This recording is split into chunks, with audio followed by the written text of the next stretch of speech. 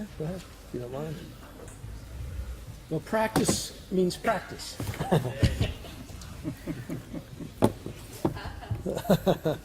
So I just invite you to listen for a moment and have some practice.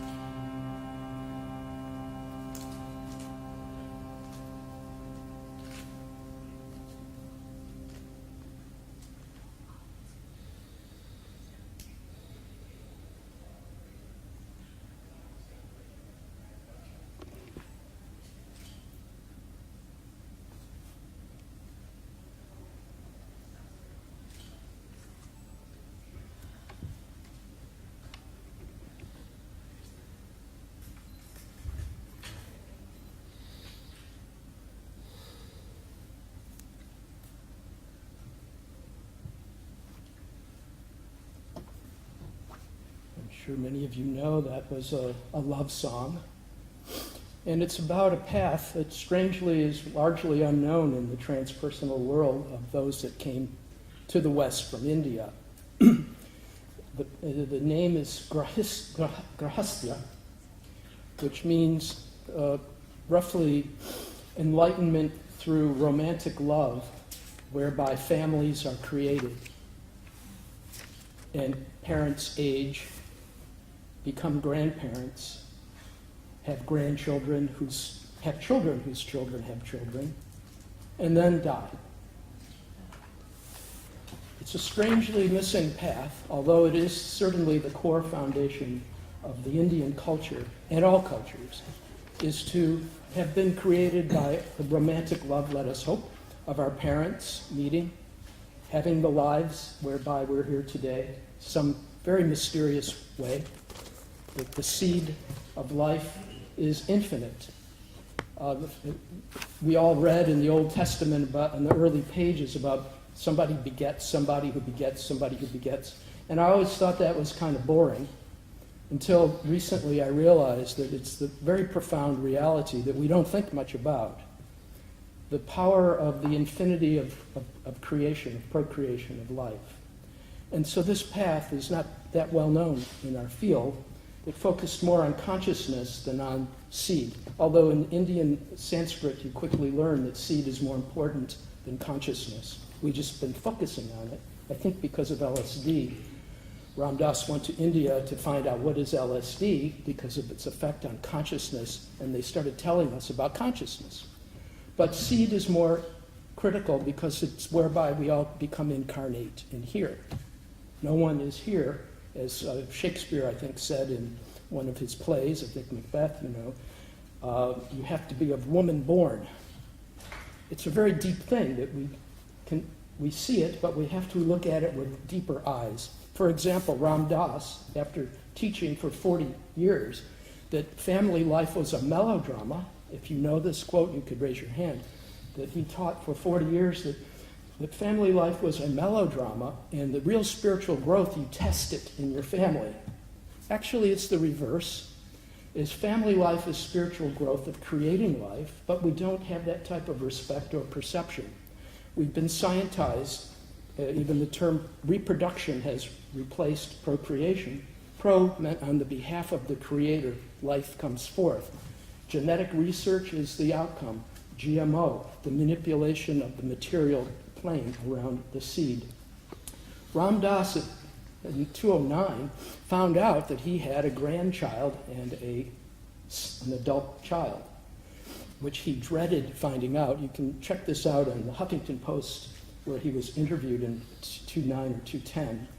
And he was hoping that this paternity suit that had been filed about him was not true, and the DNA test came back. Lucky for us, and unlucky. He said, I had no idea. When he saw his grandchild for the first time, he was like 70 or so years of age, and I must say, I love this man. And I appreciate very deeply that he has always admitted his mistakes, many times, and we should all learn from that. But he did find out that when he looked at his young grandchild, that he had made a big mistake again. That in fact, loving a child was very similar to loving God. And I think he may have gone further than the article and have said it's not any different at all. But we don't have that background of the last 40 years. We have something about spiritual life that's different from creating life. 95% of the Indo-Tibetan archive has not yet been translated. Once you start talking with particularly Tibetan translators and Sanskrit translators, you realize how many mistakes are being taken as truth. My area is Kundalini and Tantra, and I can tell you just a tip, Kundalini should be translated as gestation. How many have heard that translation? How many have heard it more about an energy that goes up the spine? Yeah, energy up the spine resonates with an LSD experience. That's what we were looking at to see what was going on in these spiritual traditions. It has very little to do merely with an energy up the spine. It has to do with mother. If you translate it, it talks endlessly about mother. Mother is gestation of life. Let me read just a brief poem that I tried to capture love, romantic love, as a path. Each preferring to give, nothing was ever lost. Stretching ourselves thin for one another, we became vast. Easing the way for me, for you, as the decades wandered on, no sorrow or illness endured alone. I am here, you said, I'm not going anywhere. And when my grip weakens, then my gaze upon you will lock. When that at last should blur, then resolute in my heart shall you remain. Your name, the last sound on my lips. Your lips, the last image in my mind.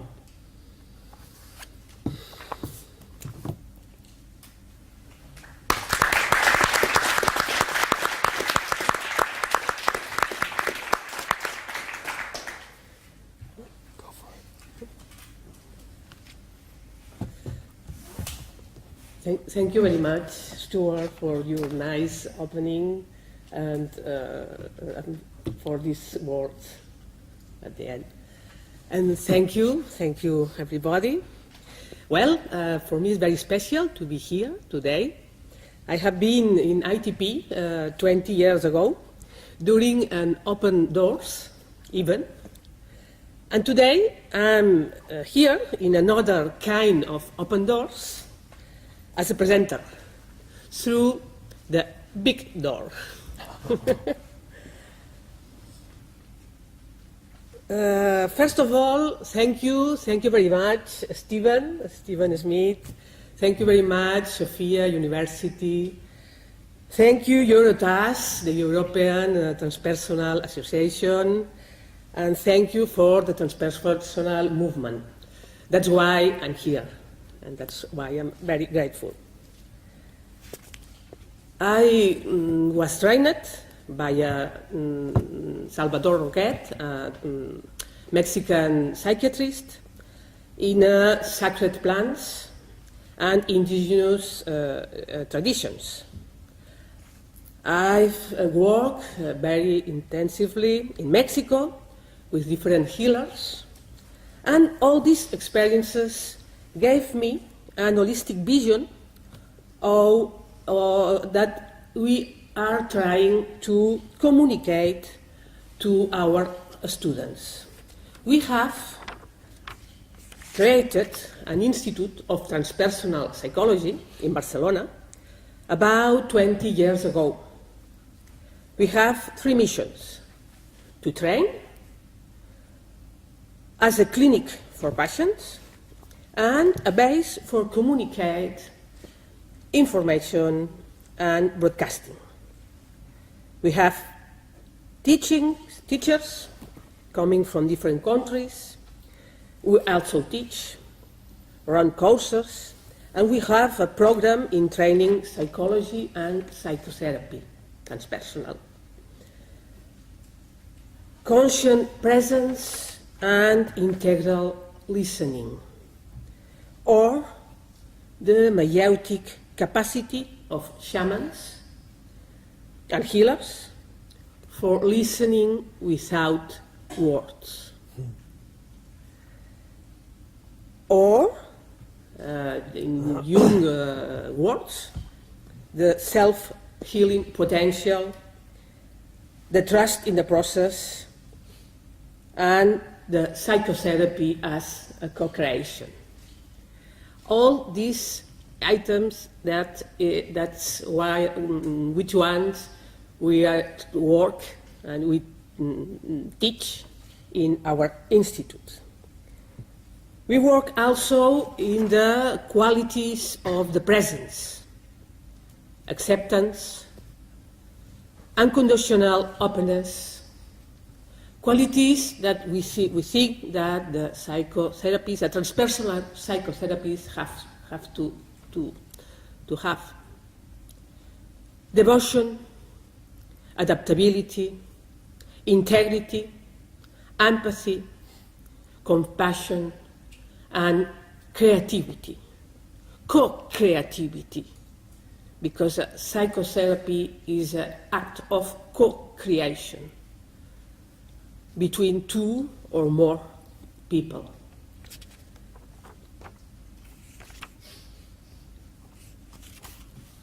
I'm very touched, I'm really touched for this warm auditory, these warm people, this warm public, but I know some of you met me in different places, in India, in Russia, in France, in Barcelona, in California.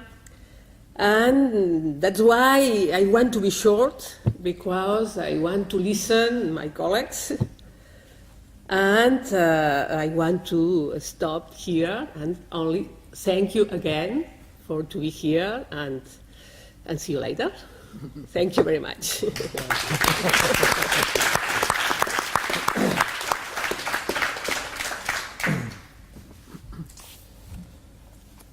Okay, 6 minutes is going to go by very quickly. Thank you, Ray. Okay. Thank you, Stephen.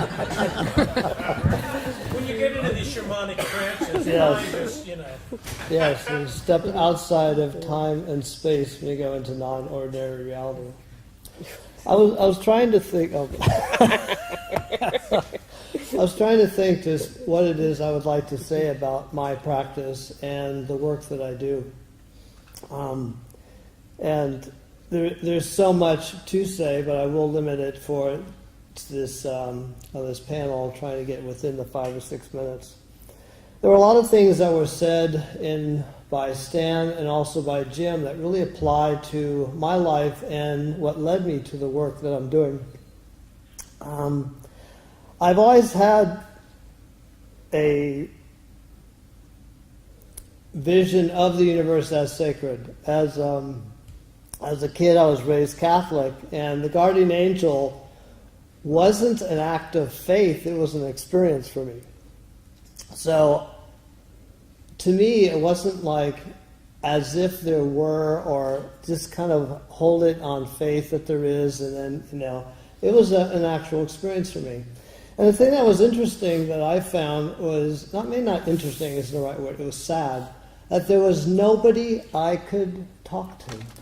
There was absolutely nobody. I couldn't talk to my parents because they had this, vision of Catholicism that was just like theology.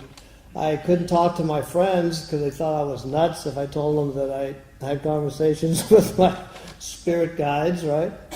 And even in school, none of this stuff was taught. As Jim pointed out, in indigenous cultures, it's common to know or to believe in spirits and to work with spirits, to acknowledge your ancestors, to care about the earth, to make decisions that affect the next 7 generations. I wasn't raised in that context, but yet something in me spoke that was really important. For much of my early life, I did give up my soul to be accepted. I was a Catholic. I was trained how to appease and how to not be myself, but just be someone that could be accepted. And I realized later that this was good training for my shamanic work because I would become a chameleon. I could be whatever Ray wanted me to be, Lynette wanted me to be, Ingrida wanted me to be. And although at the time I was doing it unconsciously, it was a really good practice for the work that I do much later. I did find when I broke away from the church, I found psychology, and that seemed to speak to me much more than the Catholic religion.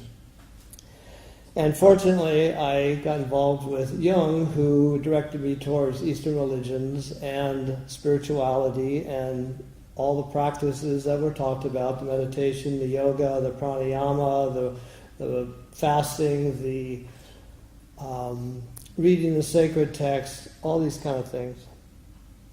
And I did get into clinical psychology, but I was really disillusioned. It was so focused on pathology, and it didn't seem to speak to me. And although I truly value my background in clinical psychology, it didn't have juice for me. There was something that was missing. And fortunately, I was able to get into a program of humanistic psychology, which actually did speak to me. The fact that, looking at the healthy aspects of human nature. Well, that led to an experience where I actually went on a vision quest. And a vision quest, as you know, is going out in the wilderness by yourself, crying for a vision. And on this vision quest, I had an experience of a very non-ordinary reality, in a sense that my heartbeat started becoming very audible. And to make a long story short, I thought I was having a heart attack, and I thought I was going to die. But I could actually hear. Never heard it before, I've never heard it since. And that heartbeat was like a drum beat for me. It took me on a journey where I went somewhere. There was a shift in my consciousness. I went somewhere, I met some animal spirits, and had an incredible experience, one that I'd never really heard about or had any clue about. And when I came back, I had this experience of unitive consciousness. All these things I've been reading about in books for years and years, I had an experience of. And it completely changed my life. This one little journey completely transformed my outlook on life, my connection with the earth, connection with animals, connection with people, connection with myself, connection with spirit. So I looked a little deeper into it and was able to learn a little bit more about shamanism. And is it 30 seconds already? Oh, 1 minute, okay.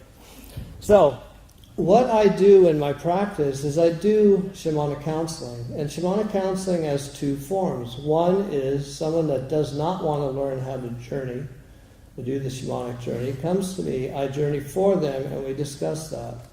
The other form that I do, which is I prefer to do, is to teach people how to actually do the shamanic journey. Now, I don't teach people to become a shaman. There's a difference there. That's not something that can be taught real easily. It's a longer process. But what I do is to give people an experience of what the shamanic journey is like, what shamans have been doing for tens of thousands of years, of stepping between the two worlds, of having a connection with spirit, having a connection with the elements, and to be able to connect to spirit in a way that you can have direct revelation. You can find healing, you can find guidance, you can find empowerment in a fairly simple method. And the thing is that what's really interesting for me is that there is no place for what I just said and what the kind of work I do within mainstream clinical psychology. There are diagnostic categories for what I just said. Spirits don't exist. We all know that. You can't step between the world. What do you mean non-ordinary reality? What you're doing is teaching people how to dissociate. Well, what I found, I've been doing this since about 1974. I know the difference between reality and non-reality. I don't feel that I'm a very disassociative type of person. I also found that people not only do not disassociate through doing and learning this practice, they actually become more grounded, more balanced, and much more integrated. Most of our people in our society are very alienated, dispirited, disempowered, and disconnected. And what I've found is that in this practice of teaching people how to journey, how to connect with spirit, how to step between the two worlds, and how to have this practice become normal is a great way to be spirited, to be connected, to find balance, to find empowerment, and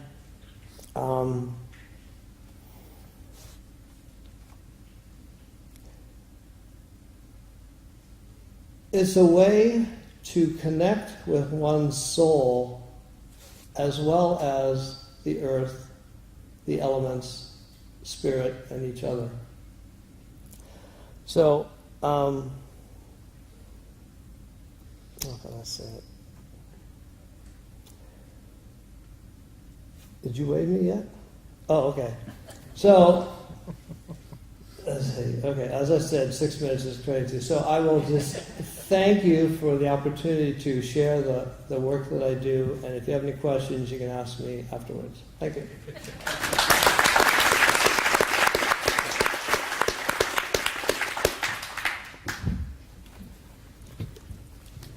I am Pierluigi Lattuada from Milan, Italy. I am grateful and happy to be here. I am director of Integral Transpersonal Institute that has 2 programs. One is training in transpersonal psychotherapy, full accredited by the Ministry of University Education and Research. That is, we can degree medical doctor and psychologist in psychotherapy, and then other in counseling. But I want to start from the end. The most important thing that I understood in 35 years of clinical work and spiritual practice is that when you disappear to yourself, you find yourself. When we pass to the zero, we enter the transpersonal field. You really understand what does it mean transpersonal. And I realized that all these 35 years in which I founded a discipline, biotransenergetics, that is, of course, is a psychotherapy, but is something more, is an integral, transpersonal, psycho-spiritual discipline, or is my path that I am sharing since 1984 with thousands of people. So I understood that all these work in these 35 years was just to realize that we had to disappear to ourselves. And so biotransenergetics, that is my methodology of work, that is of my way of life, is a technology of sacred, is something to learn and to remember me in every time that I have to disappear to myself. But I want to tell you a little story. In early 70s, I entered medicine faculty and I were fighting against the system to change the world. I think like many of you. And in the late 60s, 70s, I went to Brazil. No, I met bioenergetics, that is Lowe and Reich, they work on body psychotherapy. It was such a revelation for me and was very helpful for me. But I felt that there were something missing. I don't knew what. And I realized when in 82 I went to Brazil for the first time. My ex-wife is Brazilian, so we went to Brazil to find a family.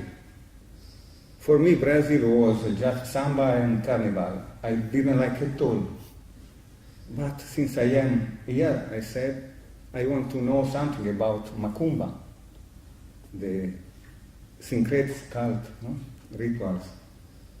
I went in one of these rituals and was one of the most transformative experiences in my life. For the first time, I realized what does it mean to shift from the head to the heart.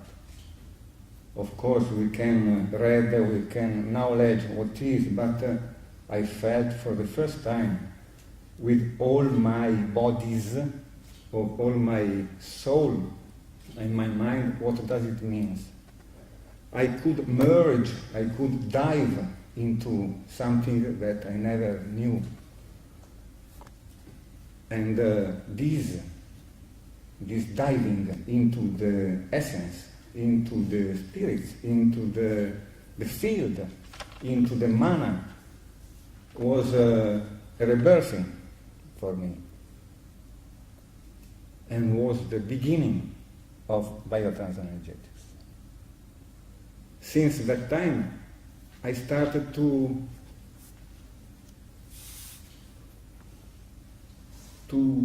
search which structures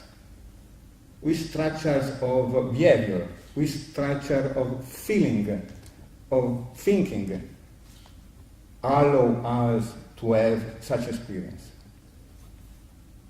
to enter and to be in contact with the source, with the spirit, with the transformative process, the Mahamudra that say in Vedanta or Tantric way. So, since that time, I built up a technology, a methodology that now I teach in these two schools. We have hundreds of students and we have quite 100 of psychotherapists that in Italy are sharing biotransenergetics. It's such incredible for me. This is a miracle. I invented something and now there are people that are working with this, that are helping people, that are transforming her and this life. It's a miracle. And I am very grateful for this. Thank you.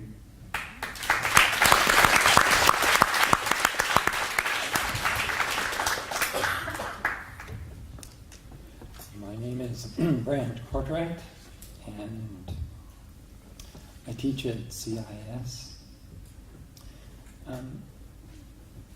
I find it actually kind of difficult to talk about my own practice. And part of it is that it's a constantly moving target. I feel like I am continually revising how I'm seeing this whole process of healing. Because to me that's the fundamental question. What is healing? And my way of thinking about that now is very different than I've thought about it 10 years ago, or 5 years ago, or 20 years ago.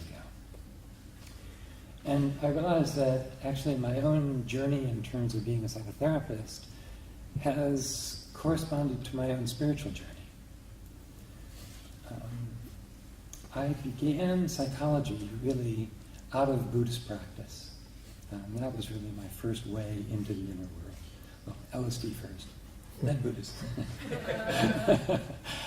And then psychology. And so the first 15 years or so, I was deeply immersed in sort of the ways in which Buddhism and mindfulness could be brought into psychology, and particularly Gestalt therapy, existential psychology and psychotherapy, focusing, somatic approaches. The whole humanistic existential stream spoke to me. While I was really deeply immersed in the path of what Aurobindo calls the impersonal divine. And the path of the impersonal divine and of awareness and of coming into the here and now, coming into the body, it's powerful and beautiful. And then about 30 years ago, I read Sri Aurobindo. And Sri Aurobindo opened me up to another dimension of the divine, what he calls the personal divine. And I'd always put down the personal divine, coming out of Buddhism, of course. It had seemed kind of an illusion. But Aurobindo opened me up to the reality of this, and to the reality of the soul, and to the reality of the world. And so in opening to the soul, in opening to the personal divine, my own psychotherapy began to change to be more relational. I opened more to contemporary psychoanalytic ways of working. Much of the discourse in transpersonal psychology, I think, involves a lot of psychoanalysis bashing. And mostly I think it's creating a straw man for psychoanalysis. It's talking about the psychoanalysis of Freud, or of psychoanalysis of 50 years ago. But the psychoanalysis of today bears scant resemblance to that. It is deeply relational. It is fundamentally relational, intersubjective. And in some ways, it's really about the process of longing. In the same way that the soul longs for the divine, we long for connection. The heart longs for connection. So increasingly, I've shifted not away from Buddhism, but really including another dimension in my own spiritual practice. And it's really opened up this contemporary psychoanalytic way of working. Within, I think, a humanistic existential framework of also seeing how feelings exist in the body. So currently, I want to be as centered in the heart as possible. And since the soul speaks through the heart, right, in the personal divine traditions, and certainly in integral yoga, the soul actually is behind the heart chakra and communicates by feelings, not so much by thought, but by feelings. And so I find myself more and more interested in looking at what are the blocks to the heart. That opening the heart seems to me a deeply psycho-spiritual process. That it's not just a spiritual process, it's not just a psychological process, it's a psycho-spiritual process.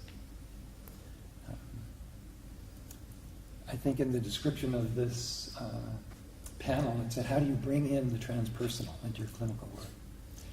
And to me, the question is somewhat put wrongly. It's not so much transpersonal as something I bring in. It's not something added on. But the whole process is deeply transpersonal from the beginning. It's a psycho-spiritual process from the very beginning. So I think coming out of Aurobindo, what is healing for me involves each of these 4 levels that he talks about: body, heart, mind, and spirit. So all healing involves each of these. Some types, some persons, some issues, some dimensions more than others. But my own sense is that all 4 are really involved in everybody's psychological healing, physical healing,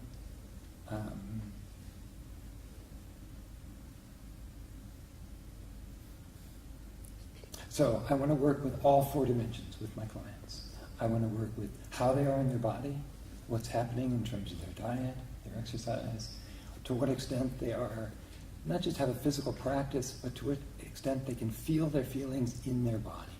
I know many really good yoga teachers who are really in their body in one way, but totally out of touch with their feelings. You can be in your body and still out of touch with your feelings. So I also want to get people in touch with their feelings in the body. The opening of the heart through the relationship, through the past, through the current outside life, working with the mind in the same ways cognitive therapists do, looking for irrational beliefs. And spiritually, how do we work to create both a spiritual field and to also work. I got pretty sick about 5 years ago, and in my own healing I realized that I had been pretty unaware of the energetic dimension of psychotherapy, and I had been like this. In opening the heart, I had opened up energetically to all of my clients, everything. I was like a motel room, it said vacancy, room available. And so this is still a pretty new part for me. I feel like a beginner here, because I'm trying to practice good energy hygiene with my clients. Where I want to be as open in the heart as possible, but I don't want to be so open that I'm letting in everything. I want to have good energy boundaries as well. I want the room and the space to have a clear energy field. I want to make sure that other influences around us are also good. Okay, I'm out of time. Thank you.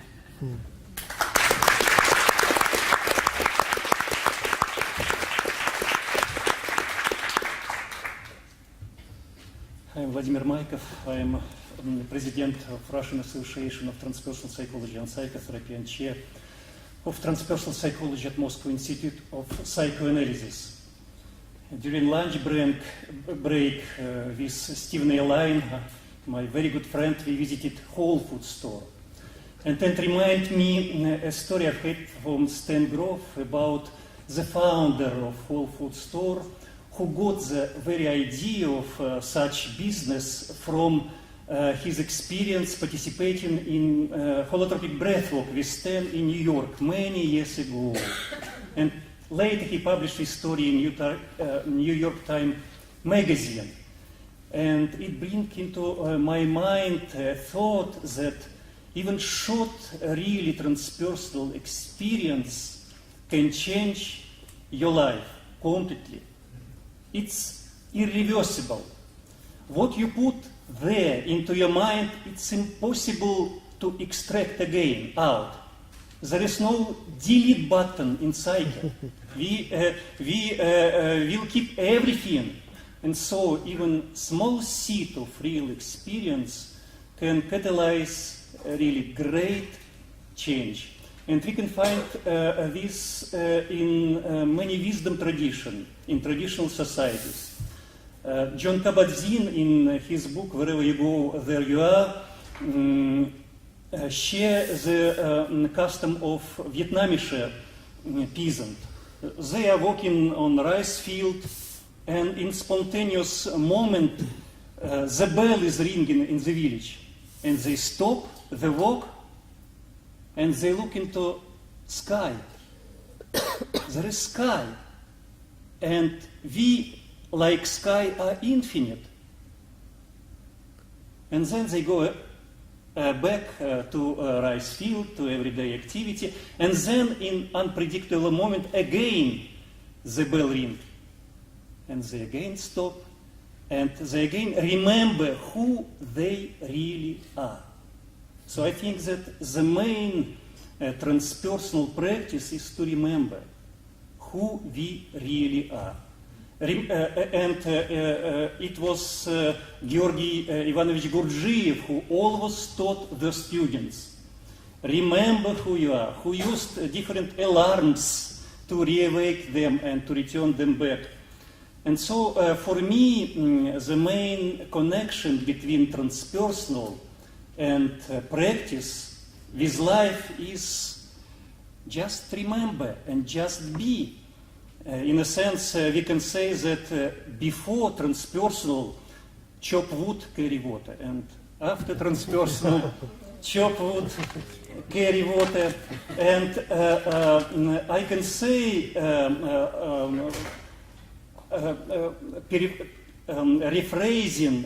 rephrasing famous John Reed book, 10 Days That Shocked the World, something like that, yes?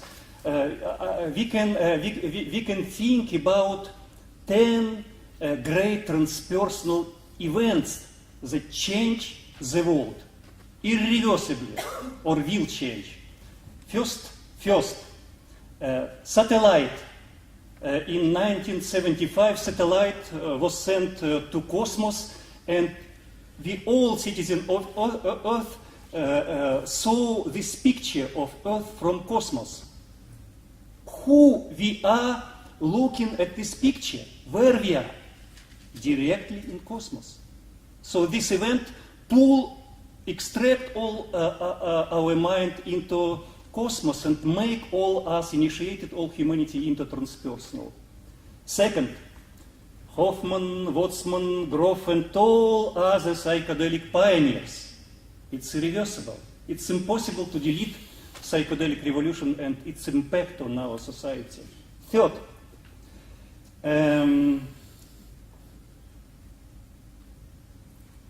what is third?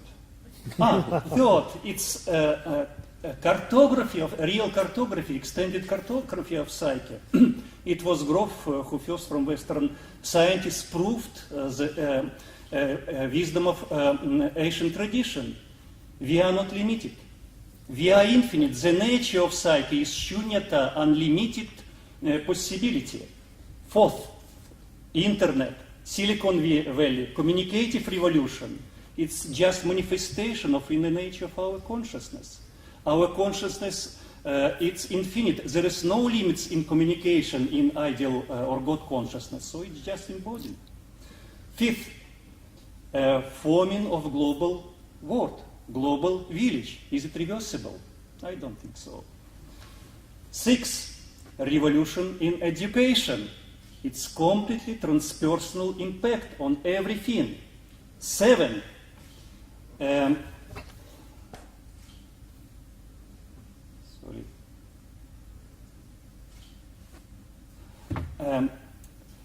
reconnecting with all human wisdom of all tradition, of all cultures. 8,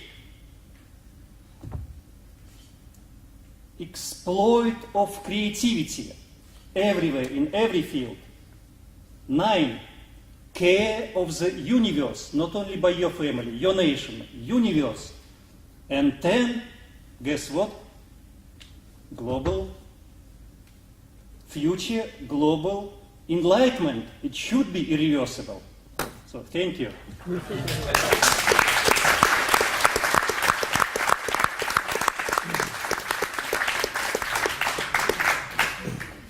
Thank you, panel. Once again, are there any questions for our panelists?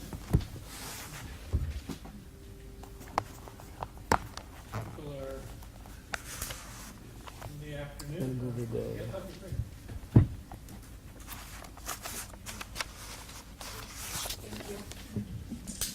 Thinking about the theme of unity and diversity, my question is, can people's diverse experiences of racism, sexism, heterosexism, classism, and other forms of social and cultural oppression be worked with within or addressed within transpersonal psychotherapy? And if so, how?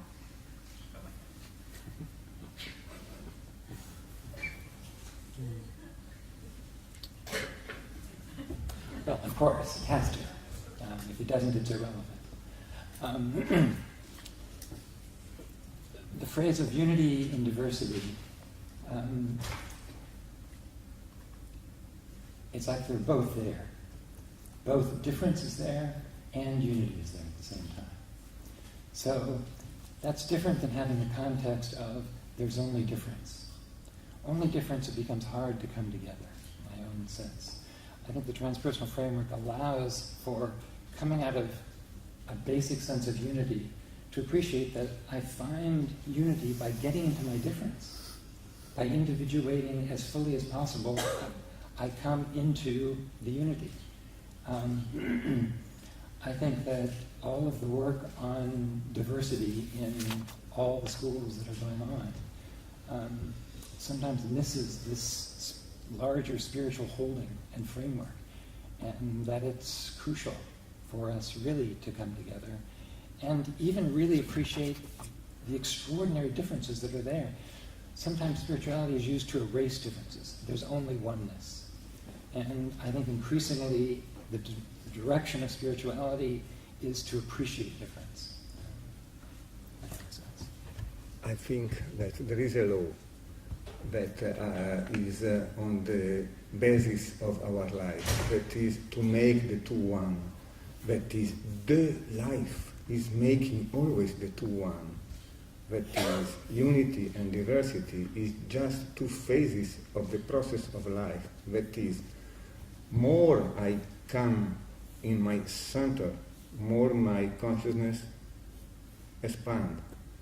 So more I became unite, and in my unity, more I am able to bring the multiplicity.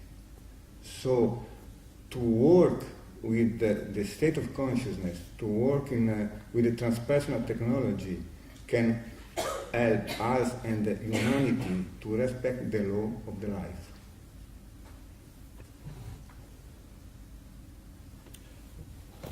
I would just add one idea, and it's an irony that just because a set of problems are very horrific, slavery, for example, racism, sexism, where there is disrespect or abuse, just because the problem is horrific, we really should be open to the fact that the solution can be very, very simple.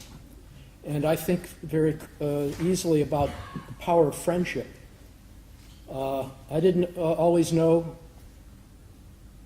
gay people, but as I became friends with gay people, the problem went away of who are they.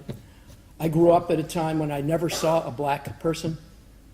I was born in 1949, and as I made best friends with black people, the problem went away. And so I no longer I went to Russia 5 times, and I learned that what I felt as being a Savatsky, which is to be named a Russian in America in the Cold War era of the 50s, always was looked at like, are you the enemy or are you an American? And then when I went to Russia, they loved me. And I realized the brainwashing of our culture, our news, everything about the other. And the friendship made everything go away. So I would say never underestimate the ability to make friends in a prison with murderers, which I did for 5 years. And you find out making friends with people helps them not be murderers, et cetera, et cetera. Yeah.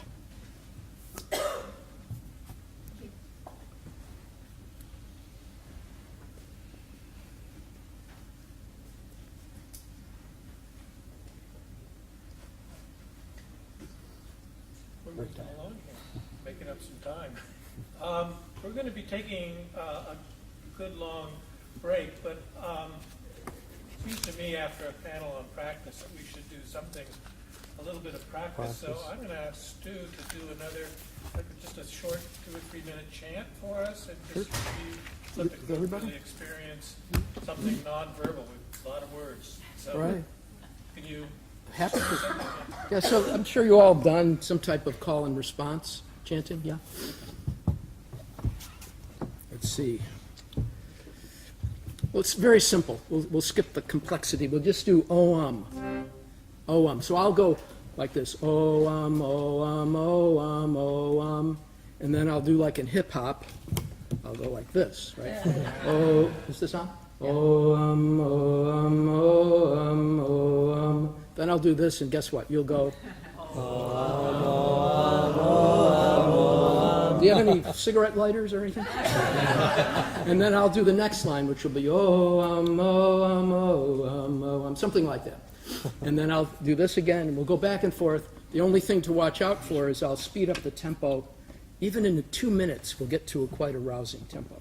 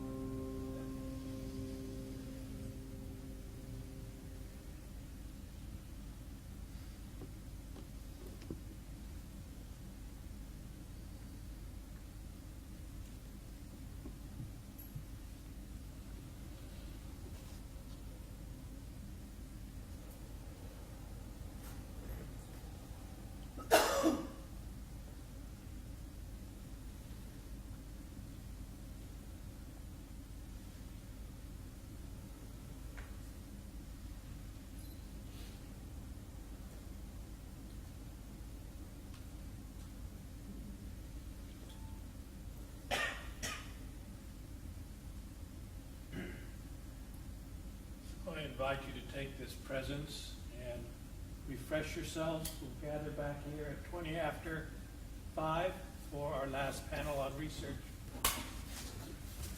Thank you.